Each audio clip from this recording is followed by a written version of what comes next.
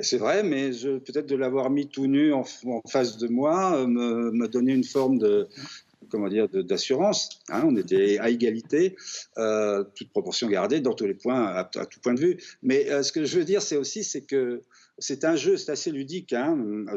Alors je conçois et je sais parfaitement qui est Picasso, mais je n'ai pas non plus voulu trop me documenter. J'ai voulu vraiment faire un livre sensoriel, y compris dans mes liens avec cet artiste. Hein. Donc ce sont des liens d'artiste à artiste. Hein. Chacun apprécie le travail de l'autre ou pas. On sait parfaitement que Picasso avait une grande admiration pour Goya. Là, je laisse entendre que Goya ne l'aurait pas eu s'il l'avait connu. Voilà. Mais c'est mon point de vue. Donc, je prête ça à Goya. Peut-être que je me le prête un peu à moi-même. Mais en tout cas, voilà, c'est un livre à la fois jubilatoire et libre sur la création et sur ce moment où je me suis mis au niveau de Goya et de Picasso et de Dorama. Mais vous dites que Goya n'aurait probablement pas admiré Picasso. C'est probable, il aurait pensé que Picasso peignait très mal. Mais c'est justement ça qui est assez fascinant, c'est de savoir que l'art progresse, ou en tout cas évolue à sa propre vitesse.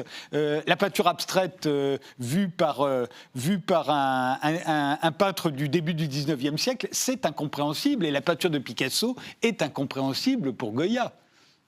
Tout à fait d'accord, absolument d'accord. Et d'autant, il faut préciser aussi que Picasso a été un très grand dessinateur aussi. Hein, donc mais simplement, Picasso, ce qui caractérise aussi son talent, c'est sa carrière, c'est sa longévité.